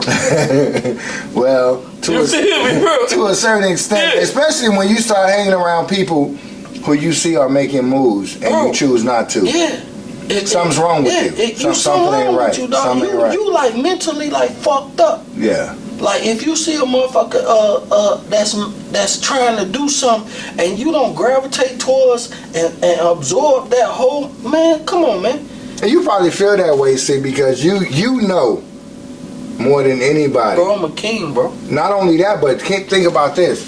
You know your situation better than everybody. You know that you've pushed yourself past limits that most people never thought that you could or should. Past limits, bro. So when you think about it from that perspective, you make it feel like you start to think like, if I was willing to do what it takes to figure this out, why the fuck you ain't? Exactly. I'm a king, bro. But that also goes back to what we talked about earlier about us setting more examples that people could see. Yeah. The more that our youth, the young people can see people like you and I, who came from nothing. I don't know why the Lord had me do this. That came from nothing. I don't know why the Lord had me do this. Oh man, it's just the beginning, man. God got, and there's so many more people for you to talk to. This is only the beginning, and I believe that God chose you because of something you said earlier, because of your humility. See, I've been knowing you for over 20 years, and whether we talk to each other every day or don't talk to each other for 2 years, when we come together, it's like we ain't missed a beat. We ain't missed a beat. And that's because you have the other day humility. I called you. My personality was the same. Man, yours was the same. Come on, man. When you talking to individuals who have done the work, it's like real recognize real, game recognize game. It's not a game with us, man. You've done the work. I've done the work. But you hustle like a mother. Ooh, you don't hustle, Art. Bro, do you realize like you started your industry like at least about like 8 years after I started. Yeah.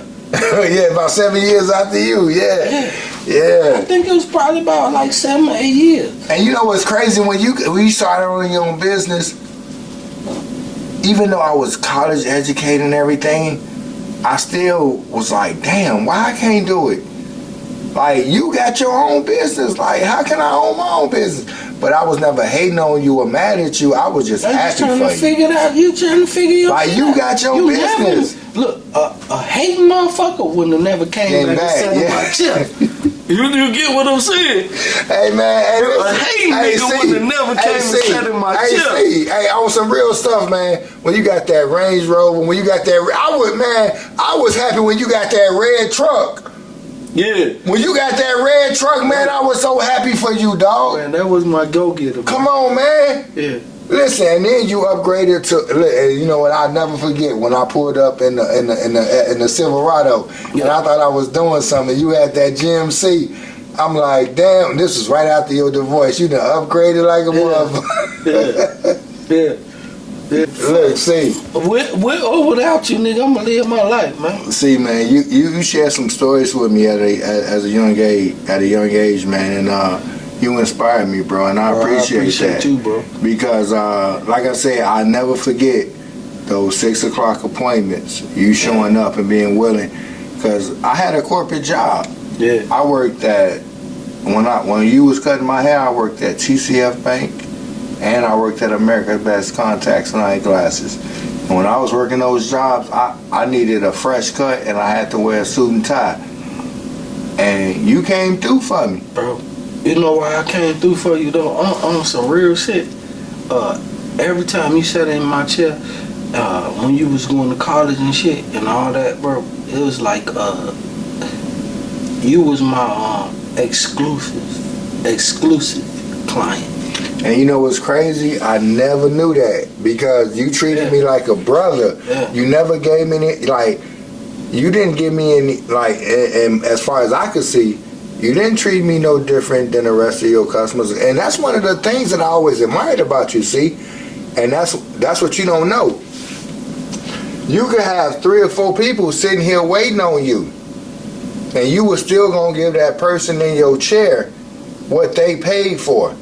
And that's what I always admired. Because if that person was paying for a lining or a haircut, and you had people waiting, you was gonna make sure that that person that was in the chair got what they paid for. So you didn't speed up the process or try to rush this person out the chair because you was wanting that next dollar. One thing about me, and a lot of barbers in the past, I don't know about now, but a lot of barbers in the past, what they did was, if they had 3 clients waiting right here, and then another client came in and he was paying $60, a little bit more, they'll put him in front of. I don't give a fuck how much money you got. That's one thing I gotta admit. I don't give a fuck how much money you got. That man had an appointment. He next in my chair. My shit, man. And you know what? It's that type of attitude that I witnessed before I got in business that made me feel like, I don't care if you ordering 3 wings or 300 wings, you deserve the same respect. Yeah, you deserve the same respect, man. And you know what you told me? You don't even remember this. What? I bet you probably don't remember this. You said, and this, I thought about this. You was like, man, I got a way that I do things. And you was like, I got certain clients that come regularly. And you was like, man, this is how I pay my bills, and I count on these people to do this, da da da. But the reason you was telling me is because you understood that because you count on them, you know they count on you all day. So you got an expectation, but they do too. And the difference between you and most people is you acknowledge their expectation. My homeboy, who I've been getting my hair cut by since me and you, when your schedule changed, and I wasn't able to get to you, you know what he told me? Your hairline messed up, I can't give you a lining. But guess what? I come to my man, see, I got a lining. That's because he wasn't willing to do the work that it took to figure it out, to make sure that I was satisfied as a customer. Come on, bro. Because that's all he was concerned about was making sure that he did what he needed to do to get the money. Yeah, he just wanted But see, with you was making, and you told me something a long time ago, which you probably don't remember. You said, Artie, when you leave here, you take me with you. All day. All day. Motherfuckers don't even know. Take me with you. Bro, you take me with you. Come on, because if somebody asks you, who cut your hair? Yeah. And what you don't know is, I took that same approach as it related to my wings. Yeah. When you walk out of here with my wings, bro, that shit on you taking me with you. So speak highly. So I gotta make sure that I do the right thing so that you can speak highly of me when you go out there. Yeah, bro, real nigga shit. Come on, man. See, you was in business way before me, and even though I didn't let you know I wanted a business, I still watch how you did your business, because not only did you have your hours to make the money that you needed, but you had you had it in you to be willing to do what you needed to do for your customers. Yeah. Because I'll never forget. Bro, and one thing, I look, still today, in the midst, I could have a shop full of motherfuckers, and we talking shit, we doing whatever we do, and I still come out the blue in the conversation and say, bro, don't get this shit fucked up, thinking that I got this shit fucked up. I work for y'all. Ah, come on. I work for y'all. Come on. Friday and Saturday, bro, I work for y'all. Come on. Stop playing with me. Come on. A lot of people don't understand, see, Yeah. to whom much is given, much is required. Yeah. You got such a humble spirit, man. Like, man, I'm not just saying that, man. There's two people in my life that I really have admired over the years. I mean, fuck everything. It's two people that I really admired over the years. You, Chris Brown, and Corey Armand. Yeah, that's some real man. That's some real grown man. You shit. two right there, y'all have influenced me more than y'all even know. And I'm gonna throw another one in that has impacted me that don't even know it. Louis Robb. Yeah. When he opened up Lil Lou's College, Bro. he knew me through you. Yeah. But I got on that horn Bro. and I called him and I told him, I said, hey Louis, this Artie, Chris used to cut my hair. But I just want to tell you, I admire what you doing. Yeah. Lou, man. Love, nigga. All day. Hey, like, share, and subscribe this video, man. Yes. All day. 100. Man, who would have thought this thing was gonna go this long, man?